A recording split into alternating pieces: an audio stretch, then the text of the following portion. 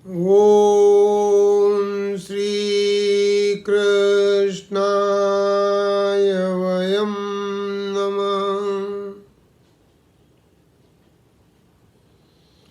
श्रीमद् भगवद गीता षष्ठोध्याय छठा अध्याय। आज 26 जुलाई 2021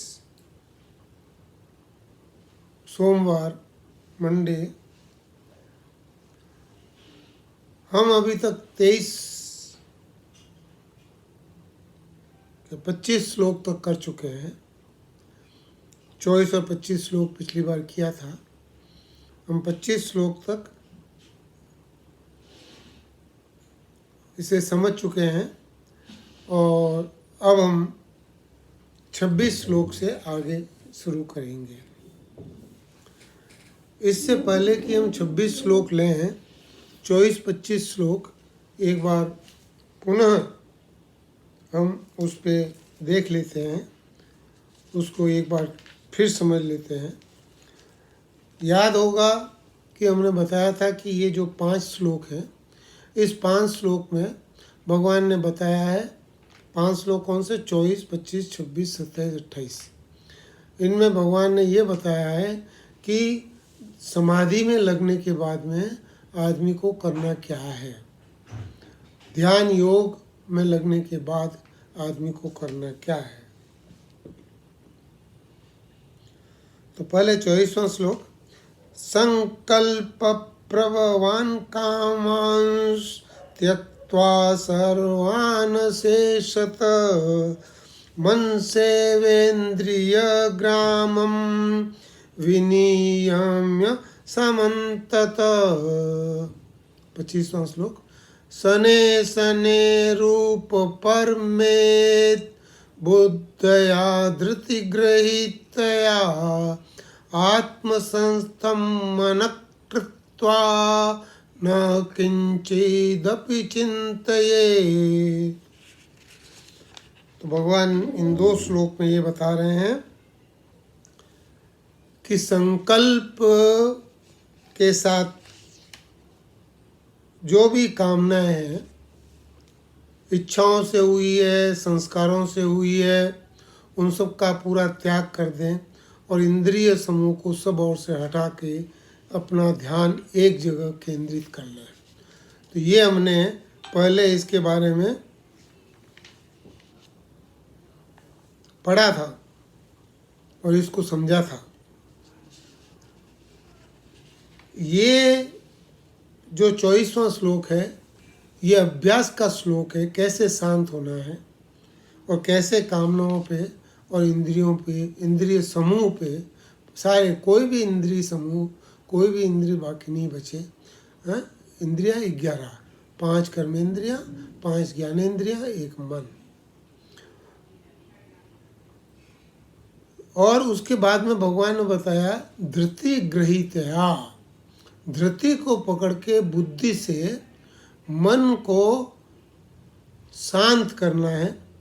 धैर्य युक्त बुद्धि से मन को शांत करना है, मन को उपराम करना है और वो परमात्मा स्वरूप सम्यक रूप से स्थापित हो जाएगा और उसके बाद में कोई सा भी चिंतन नहीं करना है। ये जो हमारी बात हुई थी, ये बड़ी विशेष बात थी।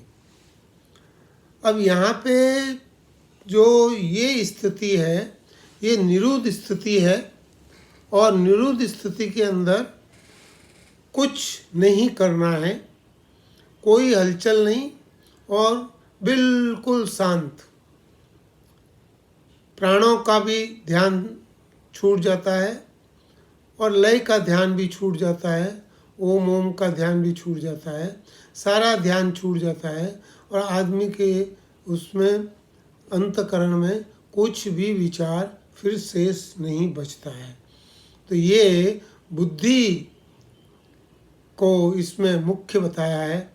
ये ऐसा सिर्फ सनातन धर्म के अंदर ही बुद्धि का इतना महत्व बताया है।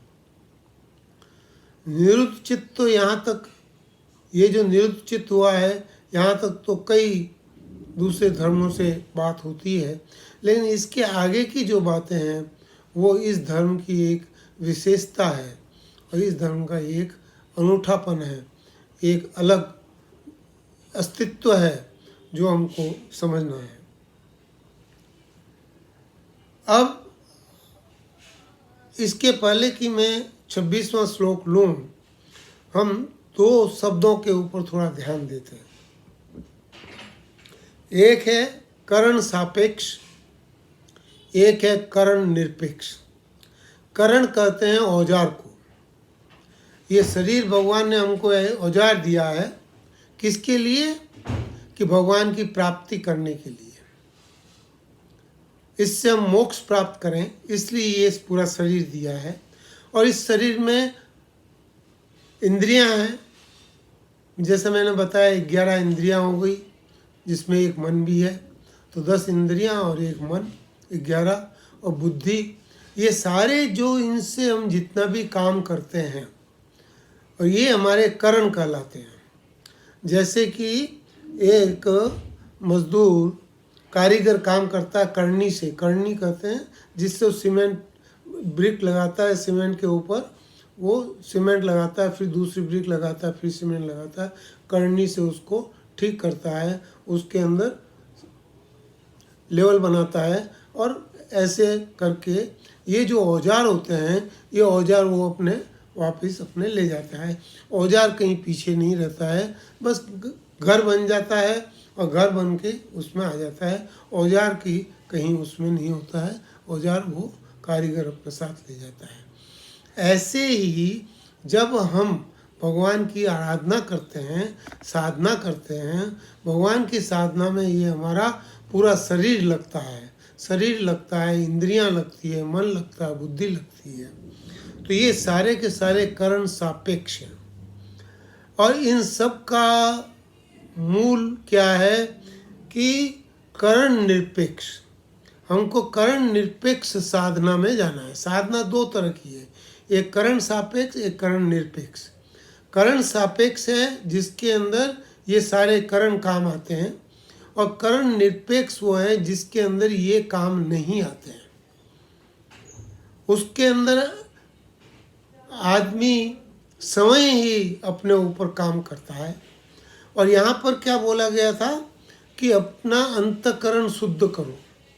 अंतकरण शुद्ध करने के लिए पहले तो हम इन इंद्रियों का, मन का, बुद्धि का, इनका सदुपयोग करते हैं, और हम उसके अंदर काफ़ी कुछ हम ले आते हैं कि वो एकदम शांत हो जाता है।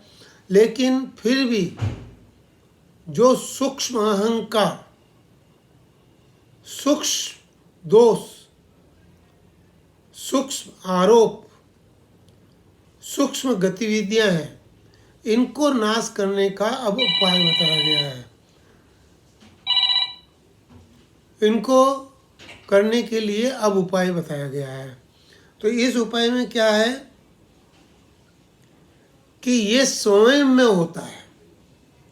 कोई चीज़ बाहर होती है लेकिन वो बात स्वयं में उतर जाती है। जैसे कि राम सुखदास जी बोलते थे कि शादी की तो आपको अपने आप को याद दिलाने की ज़रूरत नहीं होती है कि मैंने शादी की है। अगर कोई नींद में सडनली कोई उठा दे, आप सुसुप्ति में सो रहे हैं और आपकी न बुद्धि काम कर रही, न मन, न इंद्रियां, कुछ भी काम नहीं कर रहा है, और उस समय कोई आपका नाम लेके बोलता है तू शादीशुदा है या नहीं है, तो आप बोलते हो मैं शादीशुदा हूँ। तो उस समय कोई ध्यान देने के लिए कुछ भी नहीं था, लेकिन एक जगह है जहाँ पर कि ये अपने आप के अंदर उतर जाता है, उसमें याद नहीं करना पड़ता है। जैसे आपको अपना नाम नहीं याद करना पड़ता है।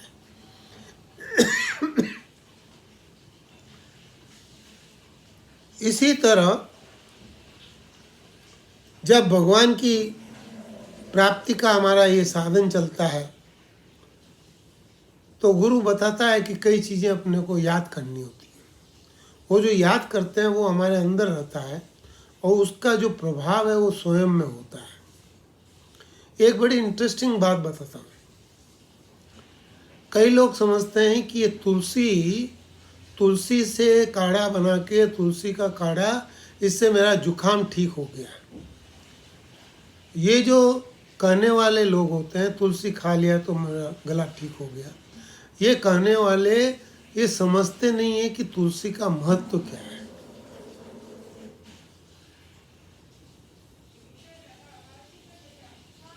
गंगा जल छिटकते हैं, गंगा जल डालते हैं, हम जो चरणामृत बनाते हैं उसके अंदर भी गंगा जल डालते हैं। इसका महत्व क्या है? ये जब सारा प्रसाद बन जाता है तो उसके अंदर तुलसी दल डालते हैं, ताकि ये जो भी प्रसाद है ये भगवान का भोग बन जाए।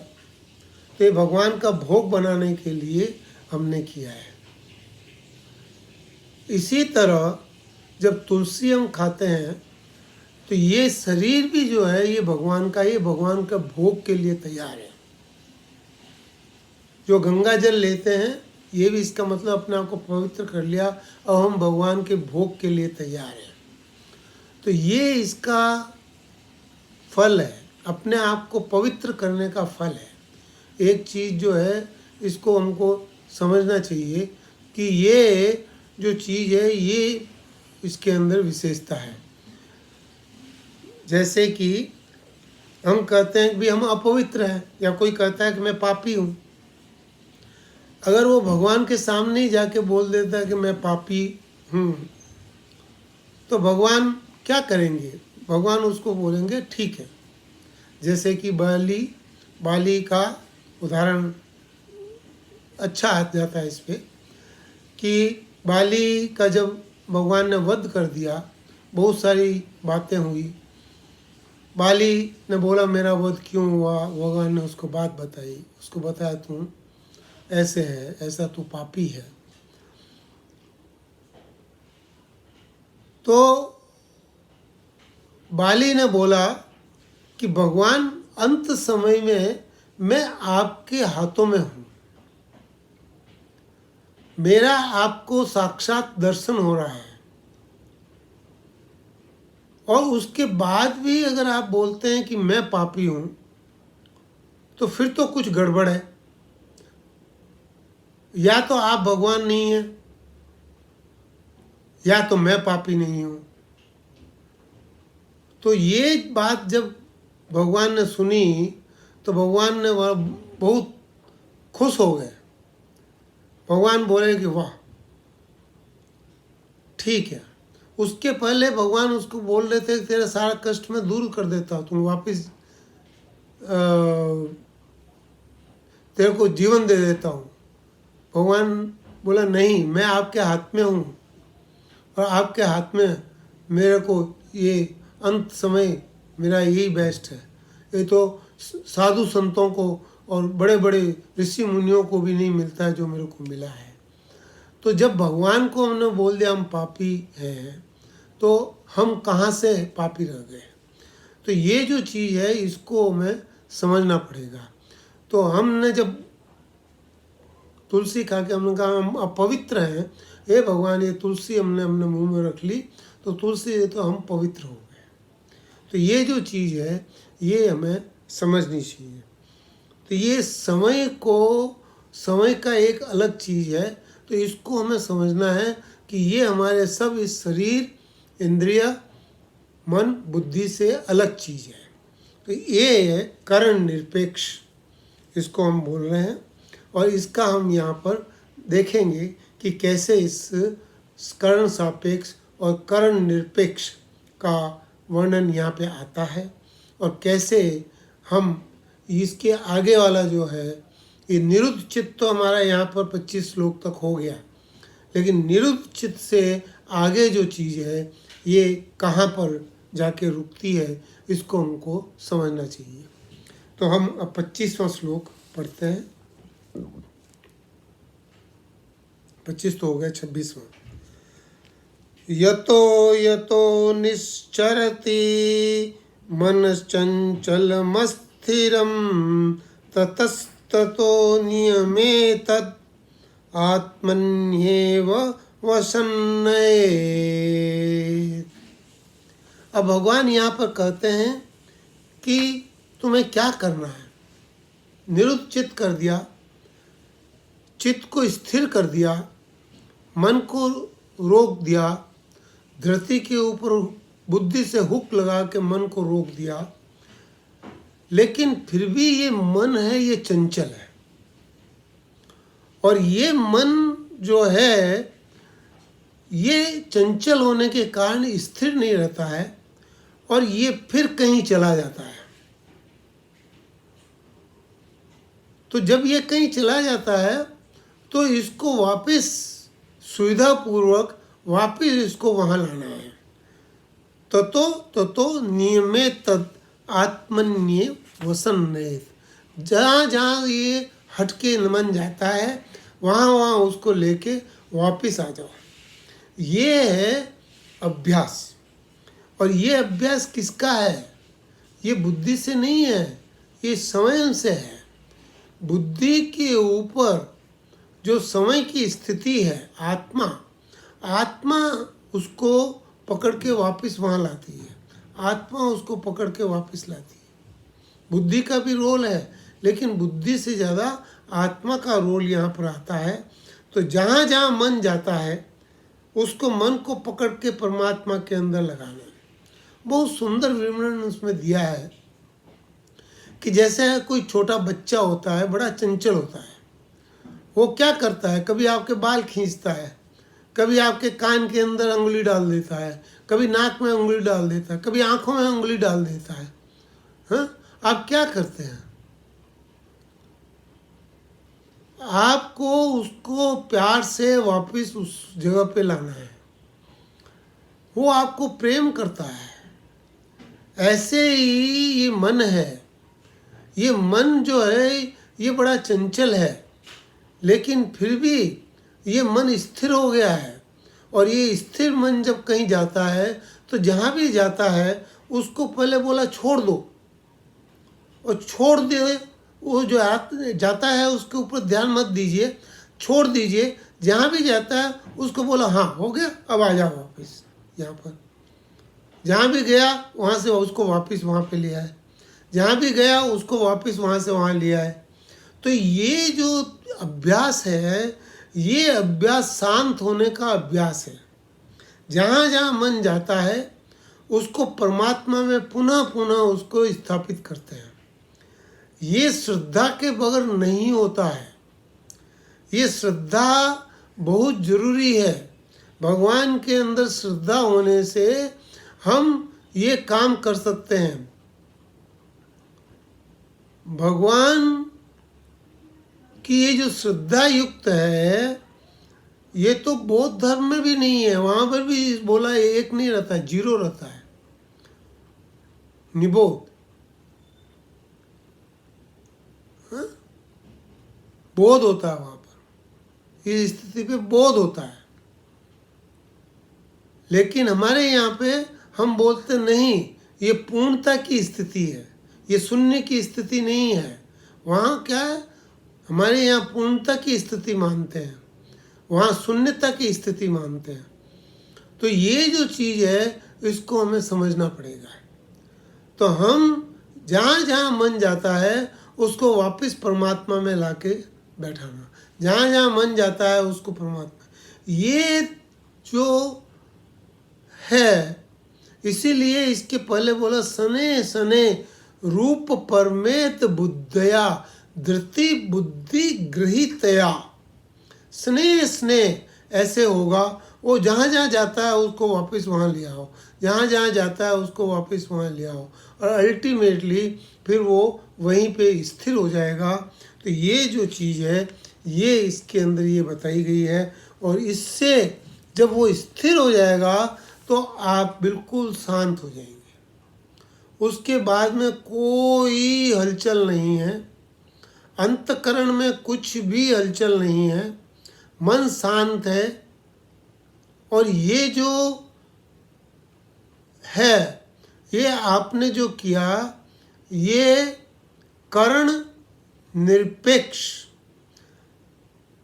25 श्लोक से पहले करण सापेक्ष था। इंद्रियों से, मन से, बुद्धि से हम कर रहे थे। अब यहाँ पर समय से करना है। समय की जो पावर है, समय का जो हमारा अंडरस्टैंडिंग है, समय की जो हमारी समझ है, हाँ, बुद्धि के ऊपर जो समय की समझ है, उस समझ से हमको मन को वापस परमात्मा में स्थित करना है। तो ये यहाँ पर बताया, यतो यतो निश्चरति मन चंचल मस्थिरम ततस्ततो नियम्य तत् आत्मन्येव वसन्नयेत। तो इस तरह से उसको ये सूक्ष्म अहंकार जो है उसका भी यहाँ पे नाश हो जाता है, क्योंकि किसी से अभी कोई रिश्ता अब शेष बचा नहीं। तो ये यहाँ पर है। अब आगे भगवान 27वें श्लोक में क्या कहते हैं ये देख। प्रशांत मनसं येनम योगिनम सुखमुत्तमम उपेति शांत रजसम ब्रह्मभूतम कल्मषम। जब आपका अंतकरण पूरा शांत हो गया, वो हमारा पर्पस था। जब ध्यान योग लगाया था तब हमारा पर्पस क्या था कि अंतकरण की शुद्धि हो जाए। ये अंतकरण पूरा हमारा शुद्ध हो गया, क्या हुआ, सारी कल्मश निकल गई। जितना भी कल्मश इसमें था वो कल्मश खत्म हो गया। प्रशांत मनस, और ये प्रशांत मन हो गया।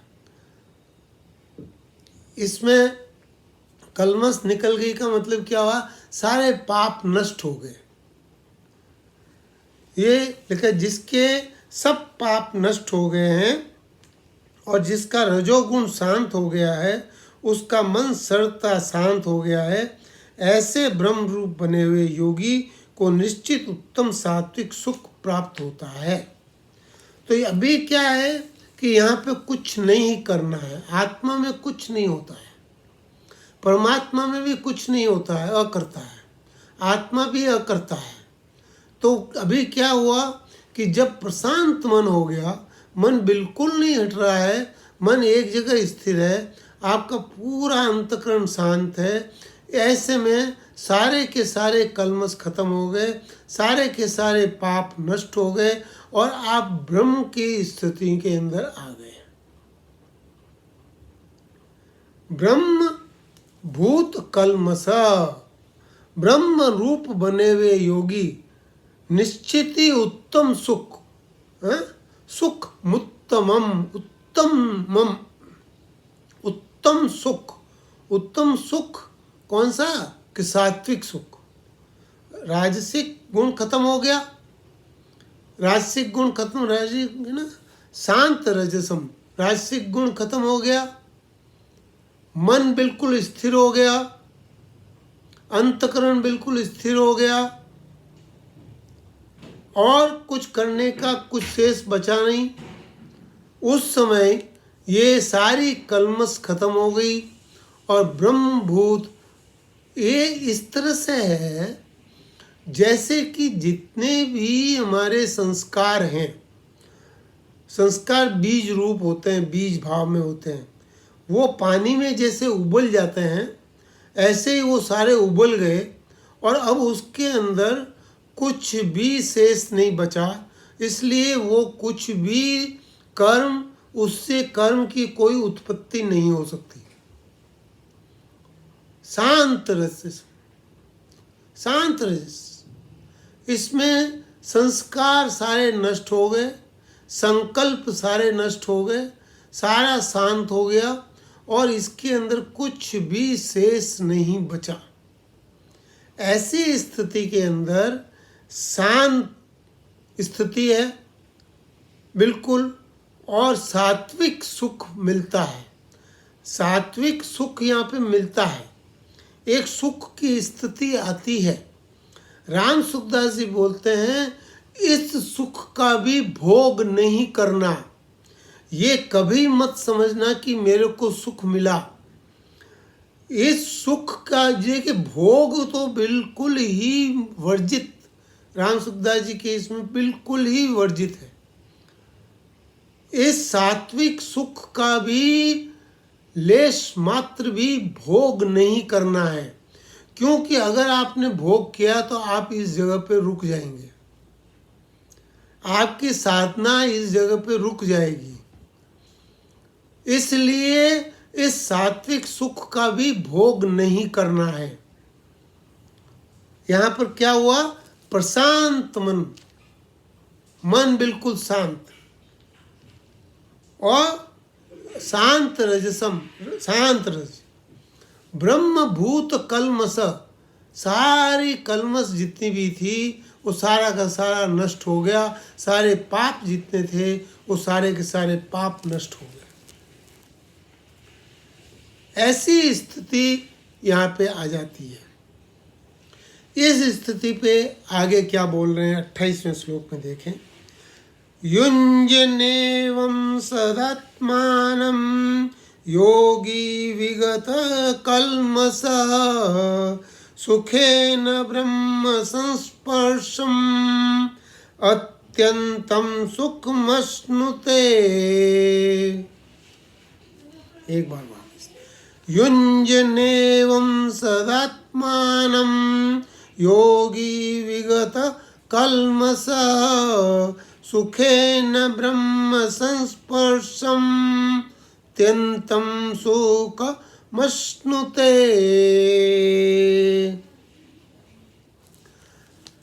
युञ्जनेवं लगाए, कंटिन्यूस, निरंतर, निरंतर उसमें लगा हुआ है। किसमें? आत्मा नाम, आत्मा में, परमात्मा में लगा हुआ है। और विगत कल्मष, वो पहले ही हो गया था, विगत कल्मष, पाप रहित है, इसमें कुछ भी नहीं है। सुखेन ब्रह्म संस्पर्शम, यहाँ पर ब्रह्म का स्पर्श होता है। स्पर्श मतलब भगवान जैसे साक्षात दिखते हैं। विभूति योग ना 10वें में भगवान बोलते हैं कि मेरे इन चीज़ों में मेरी याद करो, मैं तुम्हारे सामने आ जाऊंगा।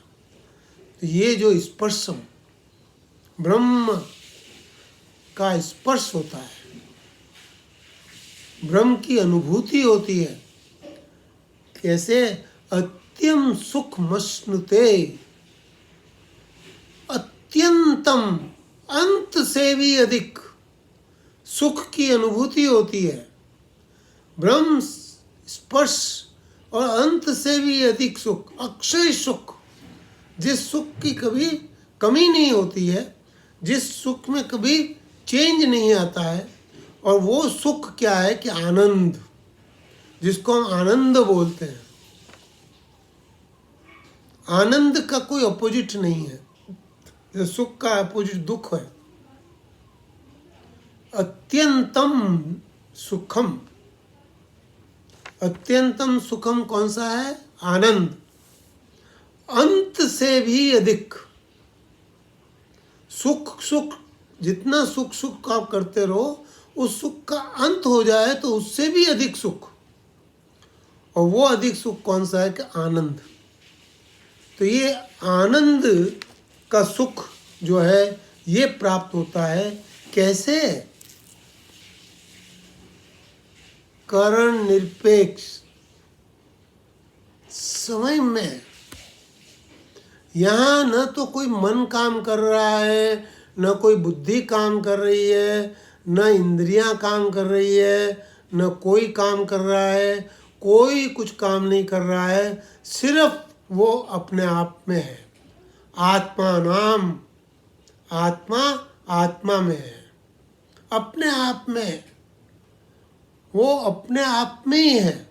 और सुख मश्नुते, अपने आप में ही उस सुख की अनुभूति करता है।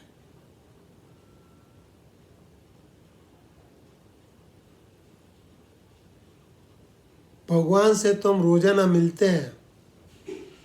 सुषुप्ति में हम भगवान के पास होते हैं, वही स्थिति होती है हमारी, वो आनंद हम उस समय प्राप्त करते हैं।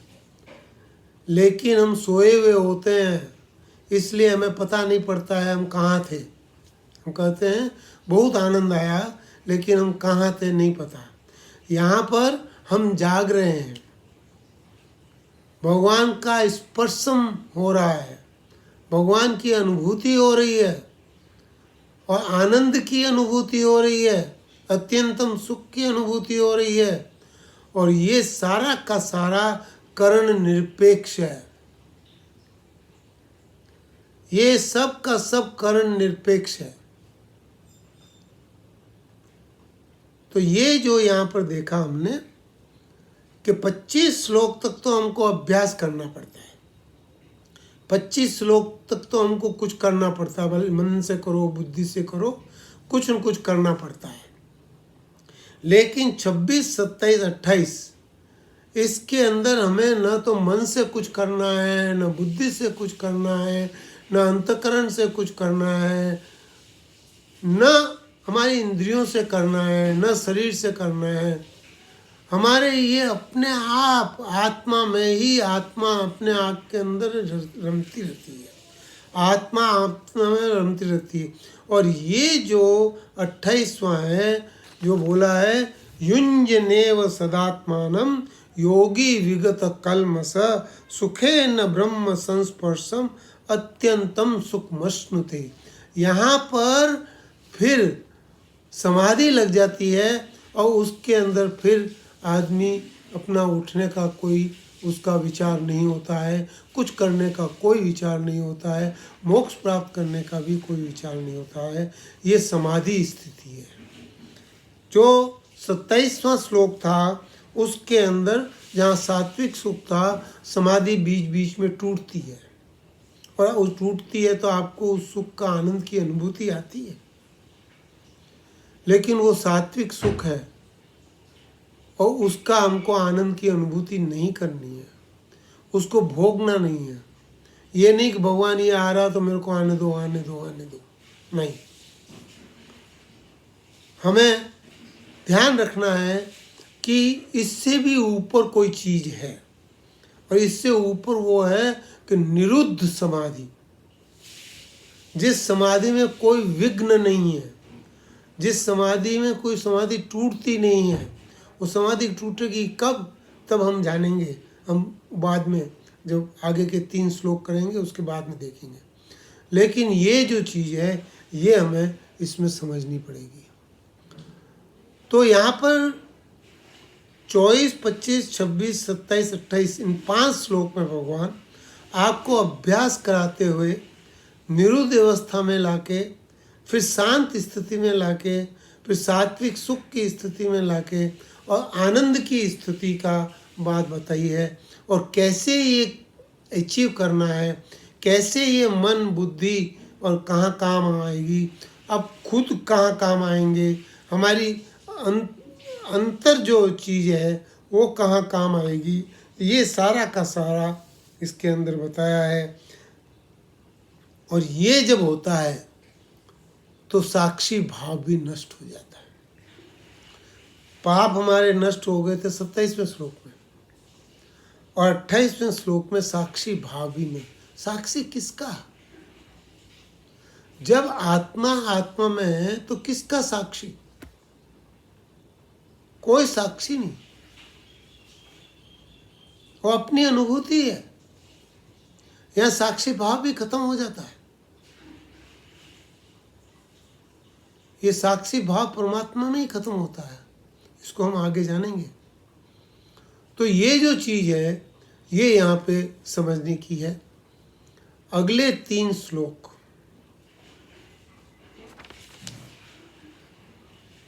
29, 30 और 31 विशेष श्लोक हैं।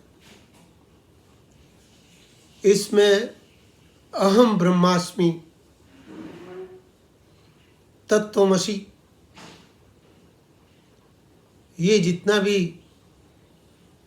हमारे प्रज्ञानम ब्रह्म, जितने भी चारों महावाक्य हैं, इन चारों महावाक्यों की इन 3 श्लोक के अंदर पूरा बताया है कि कैसे इस स्थिति से, ये जो समाधि स्थिति है, ये जो निर्विघ्न समाधि है, निर्विघ्न समाधि से कैसे ब्रह्म रूप पहुंचना है, ये इन 3 श्लोक में बताएंगे। हम उसका अगले प्रवचन में, अगले उसमें लेंगे। मैं वाणी को यहीं विश्राम देता हूँ। आशा है आप इसको समझ पाए होंगे। राम।